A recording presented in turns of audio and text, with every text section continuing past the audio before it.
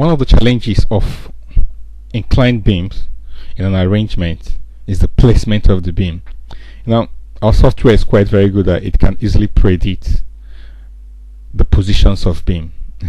It's one of the reasons why people love our software, because when you model the panels, the software basically takes over from there.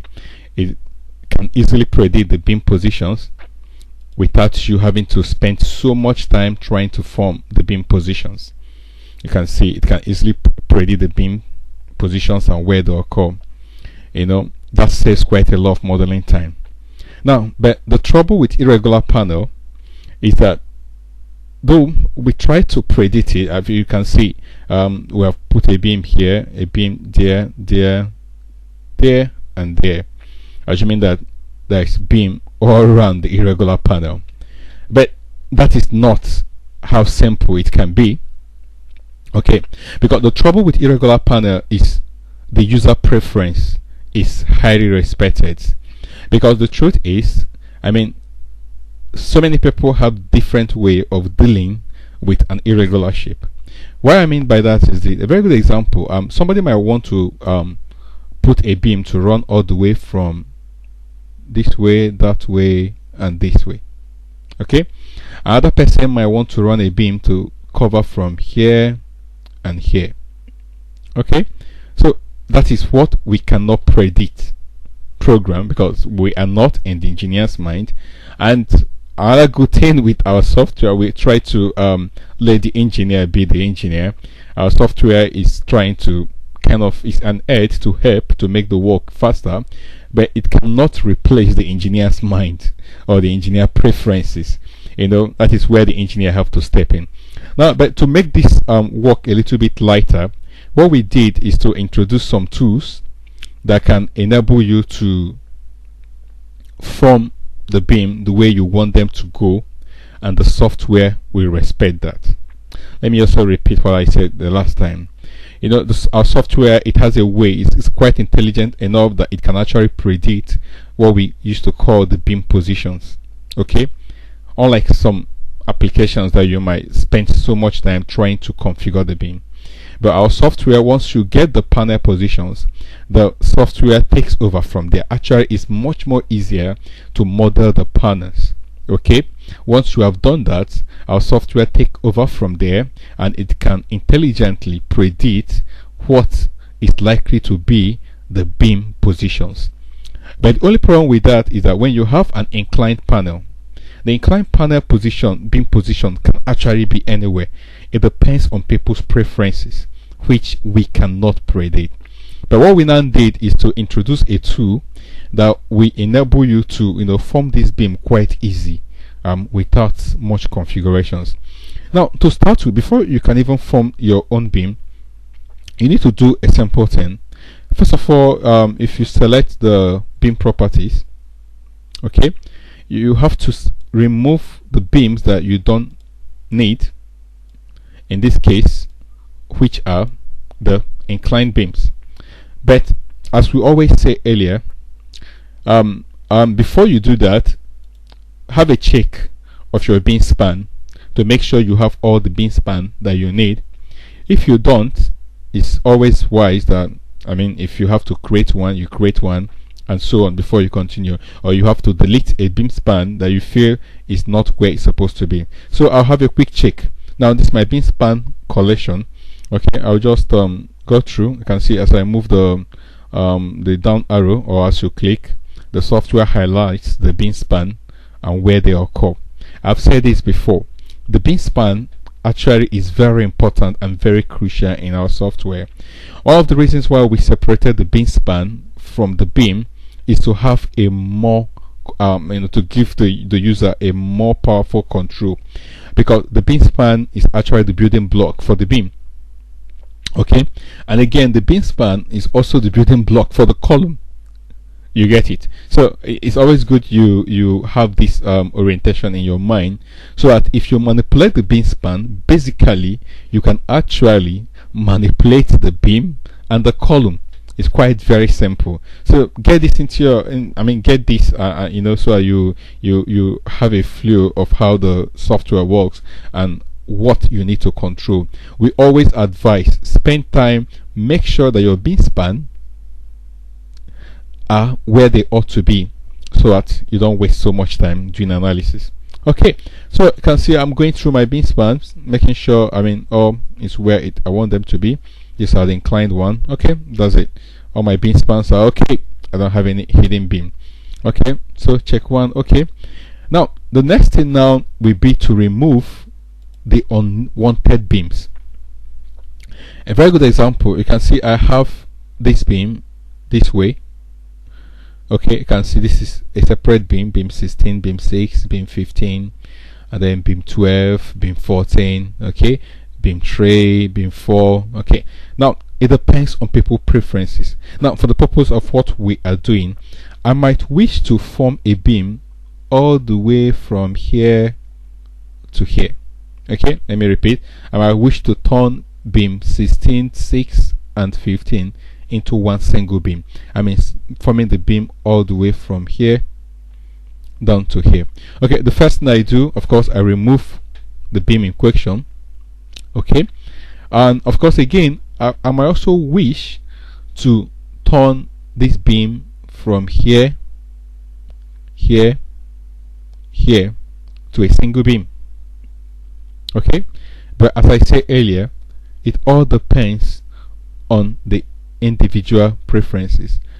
Again, okay, let's even do it this way. Let's assume that from here to here is a beam. Now let this one be a separate beam as it is. Okay, so that is the problem with irregular beam. The preferences are just quite, it depends on the designer. Okay, how you want to configure your beam. What we have done is to give you the tool that enable you to do that. Okay, now first of all, as I said, I have to remove the unwanted beam. In this case, I don't want this beam 16, beam 6, beam 15, beam 14 and beam 3.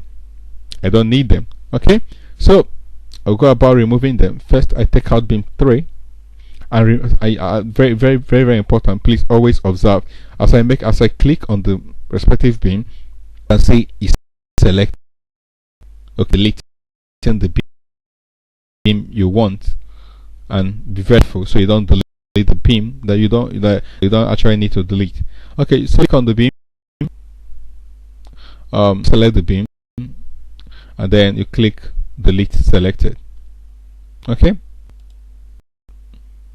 can see the beam is gone, but the span is there. Now the next, I take out beam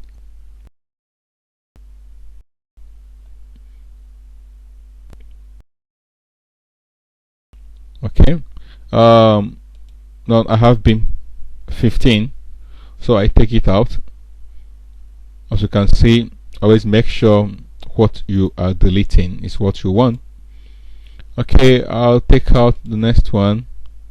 You can see this is my beam 6 has turned to beam 5. Very important you check that what you are deleting is what is selected. Need this beam, I'll take it out, and then check for the next one.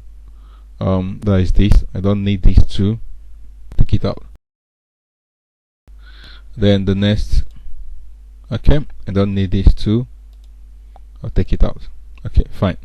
I've taken out beams I don't want. Okay, the next now is I'll have to go and form the beam that I actually want. Okay, so I'll close this, then go back to form the beam that I need. A very good example, I want a beam to go all the way from here to here. Because it is inclined, that is why I have to form it. If the beam is not inclined, please just come, click create beam. Very simple. You don't need, all you need to do, as I've said earlier, is make sure the beam span are where you want them to be. Delete any beam span that you don't need. Go and recreate the beam. Simple. And the software will kind of rearrange everything for you and put them in order. Okay, the software is pretty good in doing that, in forming beam with regular shapes. Okay, now why we have to do this is because we have an inclined beam. Okay, and of course we have an irregular panel, so that's why we have to do this. Now beam, I just have to go and click form beam from existing beam span. So I click on that. You can see I have a dialog box. Now in the dialog box, of course, I have the new doesn't have any span. Okay, then all I need to do is to go through the span collection and actually look for the span I want to add. Okay, let's form this one first. Okay, so I'll look for the span involved. Okay, you can just start from the beginning. Okay, this is the first span. I'll select it. I'll click on add selected beam span to new beam, and please make sure you add them in their order. Don't select multiple that are not orderly. Okay, then the next, I look for the other span.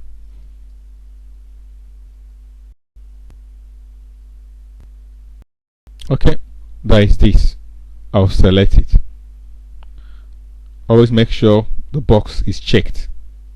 Okay, and then I'll click add. So let me see the new beam I formed. You can see it's all selected in order. Please, the software will not rearrange the span for you. It is very, very important you get the order you want it. If you want to get this first and then this second, please select them in that order. Don't be in a haste, because they are, see, the number where they occur might be different. So don't be in a haste to select this, select that, select that. Make sure that the selections are in the order. Okay, where two selections does not really will not give you the order, then just select them one after the other. Okay, so once you have selected your beam and the beam is formed, that's it. I can click add new beam to collection. So that's it, my beam is added. Okay, and then that's, if I want to design the beam, you can see that is beam 12. I can just select the beam and then I'll save view beam in sketchpad. But before I do that, let's do the second stuff. That is this beam. Okay, now to select to form the beam, just go back to form beam properties from existing beam span. Okay, then I'll look for the span in question. We need is one.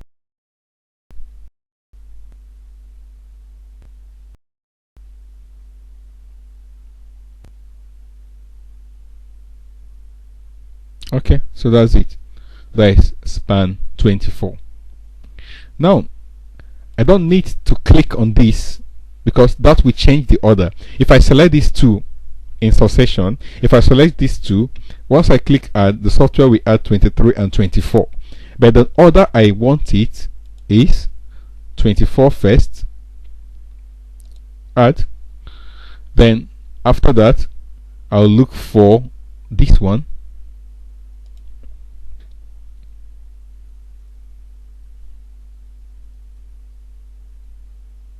Okay, so that's it. Select it, add, and then finally this. Select it, add. Okay, so you can see, always check that it's orderly the way you want them to be. So that's it. You can select the big stuff to have the beam in selection.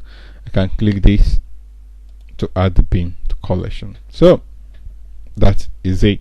That is how to form your irregular beam. Okay, so the next now, of course, is to design, analyze and design the beam. Actually, you just have to do it separately. If you notice some things, the software, when it forms the irregular beam, first of all, it defines it to be user defined beam. That is number one. Now, allow beam analysis first, allow beam design first, allow beam loading first. What this means is that you have to get the loading by yourself. Okay. Later I'll show you how you can of course predict what the loading is gonna be like. Okay, but for now let's go and analyze this beam. So I'll just go click on view selected beam in sketchpad. First of all, of course, I select the beam I want, which is this. Or let's take this out first and then view it in sketchpad. So you can see the beam in question is put them up in from white sketchpad. Of course, you and good news is the software have already given us the wall loading, has given us the self weight of. Then yeah, here we also have the load coming from panel. Then this one we don't have load coming from panel, you add it by yourself. Okay, let's for now assume that they share the same loading. All you need to do is sketchpad, you can see the GK is this, the QK is this, the GK is okay, let me just assume that it's the same loading. Okay, but it might not be, it depends on you, but for the purpose of this practice, let's assume it's the same loading. I can add another span. Okay, the GK is this, the QK is 1.75. Cool. And of course, if you want the write-up to come out pretty well, just go to call out line collection and then change the start X and the end X. Okay, let's take them to 85.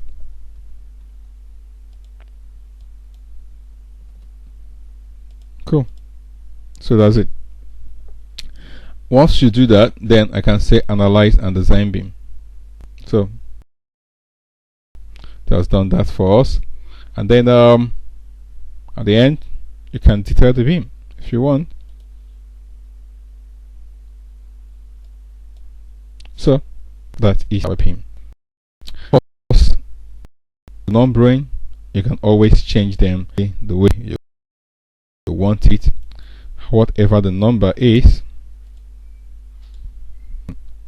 always be changed. Okay, sorry, this is 6 0. Okay, so that's how to handle an inclined beam. The issue is that the beam have to analyze separately, and again after you are done with it in the sketchpad, you have to analyze and design separately. After you have done, synchronize the beam and the loading. Okay, and so that's it. So you have seen how actually you can model irregular panel, analyze the beam. The only difference is that you have to take the beam to the sketch before you form the beam. Then later you take the formed beam to the sketchpad for you to be able to analyze the beam in sketchpad and then integrate it better, later into the main stream. But the issue is it has to be done separately. Okay, so that is it for now. Thank you.